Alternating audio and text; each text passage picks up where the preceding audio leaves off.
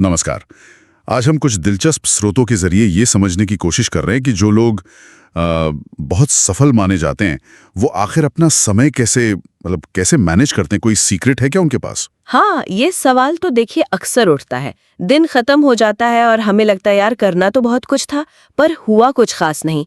जबकि देखिए घड़ी तो सबके लिए वही 24 घंटे दिखाती है। तो फिर फर्क कहाँ आ जाता है? बिल्कुल। और ये जो स्रोत है हमारे पास, ये इसी फर्क पर रोशनी डालते हैं। ऐसा लगता है कि सफल लोग समय को सिर्फ मिनट या घंटे की तरह नहीं देखते। हाँ, वो उसे अवसर की तरह देखते हैं, संभावनाओं की तरह। हम अक्सर कह देते हैं टाइम नहीं है, लेकिन शायद जैसा ये स्रोत इशारा करते हैं, ये असल में प्राथमिकताओं का सवाल ज्यादा है, टाइम का कम। ये तो सोचने का नजरिया ही बदल देता है कि अगर प्राथमिकता तय है तो शायद समय वो निकल ही आता है। बिल्कुल। स्रोत बताते हैं कि कैसे जैसे एलन मस्क हैं या वॉरेन बफे हैं, ये लोग अपने समय को लेके बहुत ज्यादा सजग रहते हैं। उनका मानना है कि अगर आप अपने समय को कंट्रोल नहीं कर सकते तो आप अपनी जिंदगी को भी कंट्रोल नहीं कर सकते। एग्जैक्टली। तो आज हम इन्हीं रणनीतियों को जरा गहराई से समझने की कोशिश करेंगे। हाँ, देखते हैं कि ये सफल लोग आखिर क्या अलग करते हैं। ये सिर्फ टिप्स नहीं है, ये सोचने का तरीका है। तो चलिए शुरू करते हैं। बिल्कुल। तो पहली और शायद सबसे अहम थीम जो इन स्रोतों से निकलकर आती है वो है प्राथमिकता देना और दिन की शुरुआत एक मजबूत शुरुआत करना। इसमें स्रोतों के पहले 7वें और 12वें रहस्य एक साथ आ जाते हैं। अच्छा, तो पहला पॉइंट ये सुबह की शुरुआत से जुड़ा है कि दिन की शुरुआत अपने सबसे जरूरी काम यानी MIT मोस्ट इंपॉर्टेंट टास्क से करो। हाँ, स्रोत में केविन क्रूज का जिक्र है। वो कहते हैं कि सुबह हमारा दिमाग एकदम ताजा होता है, पूरी एनर्जी होती है। लेकिन यहीं पर एक खतरा भी है ना? बिल्कुल है। खतरा ये कि हम अक्सर ये जो सबसे अच्छा टाइम होता है ना सुबह का, उसे ईमेल, सोशल मीडिया नोटिफिकेशंस या न्यूज़ वगैरह में गवा देते हैं। होता है ऐसा। और यहीं पर स्रोत एक गोल्डन रूल की बात करते हैं। मतलब अपने दिन का पहला घंटा बिना किसी रुकावट के सिर्फ अपने सबसे बड़े, सबसे जरूरी लक्ष्य या सपने को देना।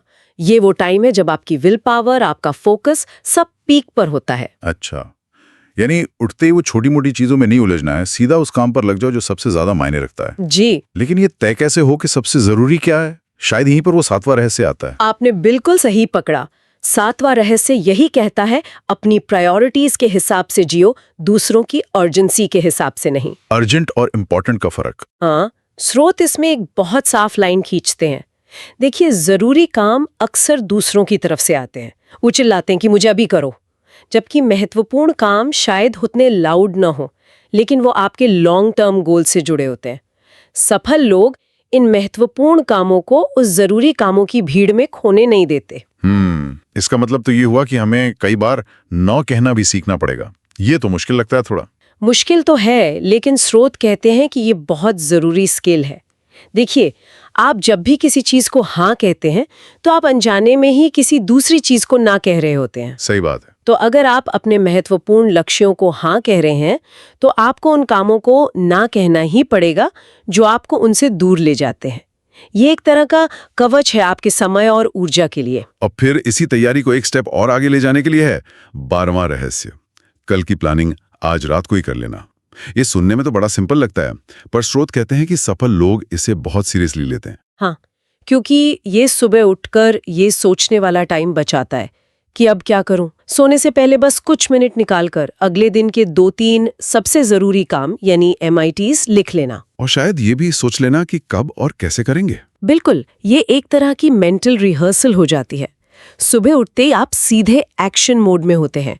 इससे दिन को एक क्लियर डायरेक्शन मिल जाता है। तो प्राथमिकता तय करना, सुबह सबसे पहले उसे करना और अगले दिन की तैयारी पहले से करना, ये एक मजबूत स्टार्ट के लिए जरूरी है। ठीक है, अब दूसरी थीम पर आते हैं जो समय को देखने के नजरिए से जुड़ी है। हर मिनट की कीमत समझना और कैलेंडर का सही इस्तेमाल। इसमें दूसरा, तीसरा और 9वां रहस्य आता है। हाँ, दूसरा रहस्य कहता है हर मिनट की कीमत पहचानो। स्रोत बताते हैं कि जो हाई अचीवर्स होते हैं वो अपना टाइम घंटों में नहीं बल्कि मिनटों में प्लान करते हैं। 15 मिनट के ब्लॉक, यहाँ तक कि 5 मिनट के ब्लॉक में भी। ये सोच ही अलग है। 5 मिनट? मतलब 5 मिनट में क्या ही हो सकता है, ऐसा ही लगता है अक्सर। यही तो सोच का फर्क है। स्रोत कहते हैं कि उन 5 मिनट में एक जरूरी कॉल निपट सकती है, एक इम्पोर्टेंट ईमेल जा सकता है, किसी बड़े काम का अगला छोटा सा कदम उठाया जा सकता है, या बस आंखें बंद करके 1 मिनट का ब्रेक लिया जा सकता है दिमाग को रीसेट करने के लिए। अच्छा। स्रोत में एक बड़ी पावरफुल बात कही गई है। सोचिए, अगर आपको पता चले कि आज आपकी जिंदगी का आखिरी दिन है, तो क्या आप 1 मिनट भी बर्बाद करेंगे? ये नजरिया हमें हर पल की कीमत समझाता है। ये तो वाकई सोचने पर मजबूर करता है। और इसी से जुड़ा है तीसरा और 9वां रहस्य, जो हमारी वो पारंपरिक टू डू लिस्ट पर सवाल उठाता है और कैलेंडर अपनाने को कहता है। ये थोड़ा अजीब नहीं? टू डू लिस्ट तो हम सब बनाते हैं। हाँ, बनाते जरूर हैं, लेकिन स्रोत कहते हैं कि टू डू लिस्ट अक्सर अधूरी रह जाती है। क्यों? क्योंकि उसमें कामों की प्रायोरिटी और उन्हें करने का कोई फिक्स टाइम नहीं होता। वो बस एक विश लिस्ट जैसी बन जाती है। सफल लोग, जैसा कि स्रोत बताते हैं, टाइम ब्लॉकिंग का इस्तेमाल करते हैं। वो अपने कैलेंडर में हर जरूरी चीज के लिए टाइम ब्लॉक करते हैं। सिर्फ मीटिंग्स ही नहीं, बल्कि फोकस वाला काम, एक्सरसाइज, सोचने का टाइम, फैमिली टाइम, यहाँ तक कि लंच ब्रेक भी। अच्छा, यानी कैलेंडर सिर्फ अपॉइंटमेंट्स के लिए नहीं, बल्कि पूरी जिंदगी को ऑर्गेनाइज करने का टूल बन जाता है। केविन क्रूज का वो कोट याद है मुझे श्लोकों से, अगर कोई भी चीज आपके कैलेंडर में नहीं लिखी है तो वो आपकी जिंदगी में कभी नहीं होगी। बिल्कुल। इसका मतलब ये है कि कैलेंडर में लिखना एक तरह का कमिटमेंट है, खुद से किया गया एक अपॉइंटमेंट है। सही बात है। कैलेंडर आपको साफ साफ दिखाता है कि आपके पास असल में कितना टाइम है और आप उसे कहाँ लगा रहे हैं। ये आपको ज्यादा रियलिस्टिक बनाता है और टाल मटोल से बचाता है। ये सिर्फ कामों की लिस्ट नहीं, ये आपके जीने के प्लान का आईना बन जाता है। तो समय की कीमत समझना और उसे कैलेंडर में जगह देना, ये हुई दूसरी बड़ी सीख। अब आते हैं तीसरी थीम पर। यह आजकल की भाग दौड़ वाली जिंदगी में बहुत जरूरी है, फोकस बनाम मल्टीटास्किंग का मिथक। इसमें चौथा, 11वां और 14वां रहस्य है। हाँ, चौथा रहस्य तो सीधा सीधा मल्टीटास्किंग को खारिज करता है। हमें अक्सर लगता है कि एक साथ कई काम करना बड़े स्मार्ट होने की निशानी है, पर साइंस और ये स्रोत कहते हैं कि ये बस एक भ्रम है। हमारा दिमाग असल में मल्टीटास्क करने के लिए बना ही नहीं है। हाँ, स्रोत में केविन क्रूज का वो आंकड़ा है, वो चौंकाने वाला है कि जब हम एक काम से ध्यान हटाकर दूसरे पर लगाते हैं और फिर वापस पहले पर आते हैं, तो दिमाग को पूरी तरह रिफोकस करने में करीब 20 मिनट तक लग सकते हैं। सोचिए, कितनी बर्बादी है ये समय की। बिल्कुल। मल्टीटास्किंग हमें असल में धीमा बनाती है और गलतियों की गुंजाइश बढ़ा देती है। और यहीं पर 11वां और 14वां रहस्य काम आता है, जो सिंगल टास्किंग यानी एक समय में सिर्फ एक काम करने की ताकत पर जोर देते हैं। इसे मोनोटास्किंग भी कहते हैं। अच्छा, इसका मतलब क्या हुआ असल में प्रैक्टिस में? इसका मतलब है कि जब आप कोई काम कर रहे हैं तो बस वही करें, पूरी तरह उसी में डूब जाएं। सारे डिस्ट्रैक्शंस, फोन के नोटिफिकेशन, ईमेल के अलर्ट्स, कंप्यूटर पे खुली फालतू टैब्स, सब बंद। सब बंद। हाँ, इससे आप वो काम न सिर्फ जल्दी और बेहतर कर पाएंगे, बल्कि आप फ्लो स्टेट में भी जा सकते हैं। वो दिमागी हालत जहां आप काम में इतने खो जाते हैं कि समय का पता ही नहीं चलता। ये सबसे ज्यादा प्रोडक्टिव और सैटिस्फाइंग स्टेट होती है। स्रोत में स्टीव जॉब्स का उदाहरण दिया है। कहते हैं एप्पल की कामयाबी का एक राज ये भी था कि जॉब्स ने हजारों अच्छे आइडियाज को ना कह दिया था। हाँ, ताकि कंपनी सिर्फ कुछ चुनिंदा प्रोडक्ट्स पर ही अपना पूरा ध्यान और रिसोर्स लगा सके। Absolutely, focus. और वॉरेन बफेट भी यही मानते हैं कि अगर आपको असाधारण नतीजे चाहिए तो आपको अपना फोकस बहुत नैरो, मतलब संकीर्ण करना पड़ेगा। बहुत सारी चीजों में ठीक ठाक होने से बेहतर है कुछ गिनी चुनी चीजों में जबरदस्त होना। अच्छा, इसका मतलब क्या हुआ असल में प्रैक्टिस में? इसका मतलब है कि जब आप कोई काम करें तो बस वही करें, पूरी तरह उसी में डूब जाएं। सारे डिस्ट्रैक्शंस, फोन के नोटिफिकेशन, ईमेल के अलर्ट्स, कंप्यूटर पे खुली फालतू टैब्स, सब बंद। सब बंद? हाँ, इससे आप वो काम न सिर्फ जल्दी और बेहतर कर पाएंगे, बल्कि आप फ्लो स्टेट में भी जा सकते हैं। वो दिमागी हालत जहां आप काम में इतने खो जाते हैं कि समय का पता ही नहीं चलता। ये सबसे ज्यादा प्रोडक्टिव और सैटिस्फाइंग स्टेट होती है। स्रोत में स्टीव जॉब्स का उदाहरण दिया है।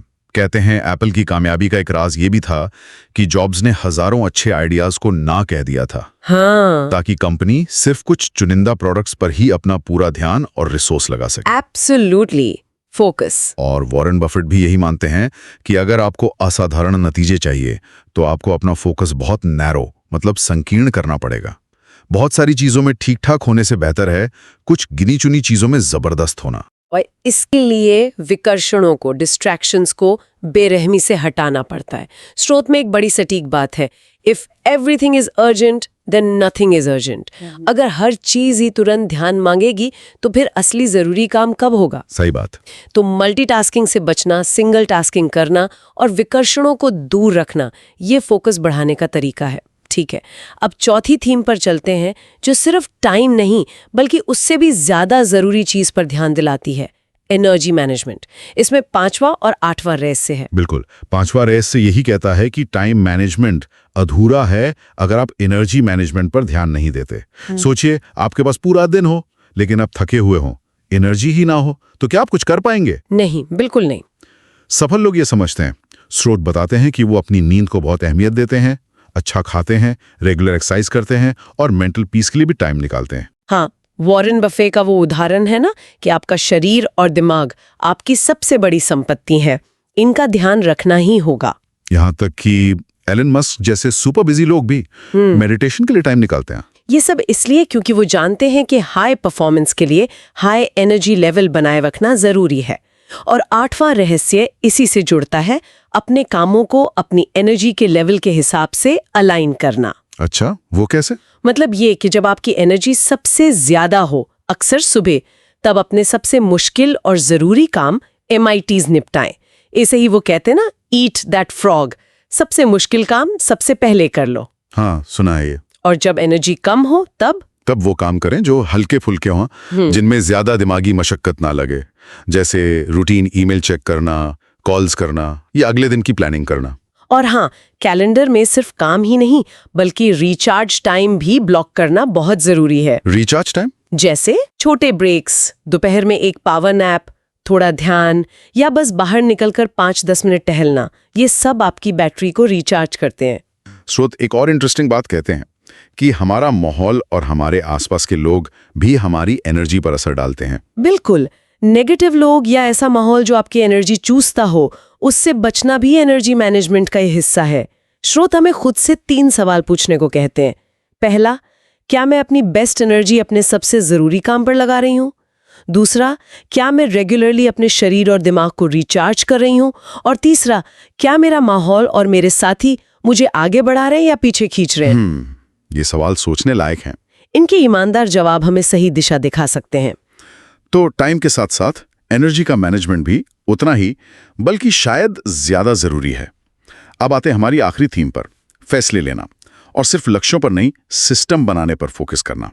इसमें 6वां, 10वां, 13वां और 15वां रहस्य शामिल हैं। हाँ जी, 6वां रहस्य कहता है, निर्णय लो, बहाने मत बनाओ। बहुत बार लोग सही समय या सारी जानकारी का इंतजार करते रह जाते हैं और कभी शुरू ही नहीं कर पाते। इसे कहते हैं एनालिसिस पैरालिसिस, सोचते सोचते ही रह जाना। हाँ, होता है ये। सफल लोग समझते हैं कि परफेक्ट जैसा कुछ नहीं होता। वो अधूरी जानकारी के साथ भी पहला कदम उठाते और फिर रास्ते में चीजों को सुधारते जाते हैं। स्टीव जॉब्स का वो कोट फिर याद आता है, आपका समय सीमित है, इसे किसी और की जिंदगी जीने में बर्बाद मत करो। मतलब हमें फैसले लेने होंगे, चाहे वो छोटे हों या बड़े। बिल्कुल। और स्रोत एक 60 सेकंड रूल का भी जिक्र करते हैं, खासकर छोटे मोटे फैसलों के लिए। अच्छा, ताकि उन पर ज्यादा मेंटल एनर्जी वेस्ट ना हो। अच्छा, और फैसला लेने की एक क्षमता, इसका सीधा कनेक्शन है 10वें रहस्य से, न कहने की शक्ति, जिसकी हमने पहले भी बात की थी। हाँ, क्योंकि हर नए मौके या रिक्वेस्ट को हाँ कहने का मतलब है अपने पहले से तय लक्ष्यों और प्रायोरिटी से ध्यान हटाना। सफल लोग हर रिक्वेस्ट को अपने गोल्स के तराजू पर तौलते हैं। और ना कहना मतलब सेल्फिश होना नहीं है।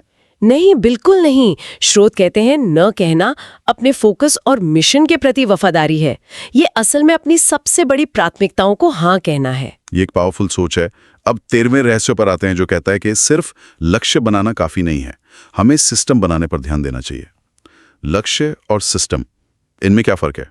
देखिए, लक्ष्य आपको बताते हैं कि आपको पहुंचना कहाँ है, आपकी मंजिल क्या है, जबकि सिस्टम वो प्रोसेस और आदतें हैं जो आपको रोज उस मंजिल की तरफ ले जाती हैं। वो रास्ता है। ओके। स्रोत एक अच्छा उदाहरण देते हैं, जैसे 10 किलो वजन कम करना एक लक्ष्य है, लेकिन हर रोज सुबह 30 मिनट एक्सरसाइज करना और हफ्ते में 5 दिन सलाद खाना, ये एक सिस्टम है। लक्ष्य रिजल्ट पर फोकस करते हैं, सिस्टम प्रोसेस पर। सफल लोग जानते हैं कि मजबूत सिस्टम ही लगातार नतीजे देते हैं। रोज की आदतें, डेली रूटीन, वही असली गेम चेंजर है। अच्छा, यानी लक्ष्य तक पहुंचने के लिए आदतों का एक सिस्टम बनाना। और आखिर में 15वां रहस्य इन सबको एक साथ लाता है, अपने समय का निवेश पैसे की तरह करो। इसका क्या मतलब है? इसका मतलब है कि समय आपकी सबसे कीमती करेंसी है, पैसे से भी ज्यादा। पैसा तो आप फिर कमा सकते हैं, लेकिन गुजरा हुआ वक्त। सही बात है। तो जैसे आप पैसा इन्वेस्ट करने से पहले सोचते हैं ना कि रिटर्न क्या मिलेगा, आरओआई क्या होगा, वैसे ही अपना समय कहीं लगाने से पहले सोचें। हर काम को इस नजरिए से देखें, क्या ये मेरे लक्ष्यों पर अच्छा रिटर्न ऑन इन्वेस्टमेंट देगा? क्या ये काम मुझे मेरे सपनों के करीब ले जाएगा? सिर्फ बिजी रहना काफी नहीं है। बिल्कुल नहीं। इंटेंशनल होना, उद्देश्यपूर्ण होना जरूरी है। हर मिनट को सोच समझकर खर्च करना है, या कहें कि इन्वेस्ट करना है। तो अगर इन सभी स्रोतों को हम मिलाकर देखें तो एक साफ तस्वीर उभरती है कि समय पर कंट्रोल करना सिर्फ ज्यादा काम निपटाना नहीं है, ये अपनी जिंदगी पर कंट्रोल पाने जैसा है। हाँ, सफल लोग जरूरी नहीं कि हमेशा भागते दौड़ते ही दिखें, लेकिन वो बहुत ज्यादा इरादतन होते हैं, फोकस्ड होते हैं, अपनी एनर्जी का ध्यान रखते हैं, जमकर प्राथमिकताएं तय करते हैं और फिर उन तक पहुंचने के लिए सिस्टम बनाते हैं। बिल्कुल। और इन स्रोतों के आधार पर एक आखिरी ख्याल जो शायद सुनने वालों को सोचने पर मजबूर करे। जरा सोचिए, समय एक निवेशक की तरह है। तो असली सवाल ये नहीं है कि आप इसे खर्च कैसे करते हैं, बल्कि ये है कि आप इसका निवेश कैसे करते हैं, ताकि भविष्य में आपको सबसे अच्छा रिटर्न मिले।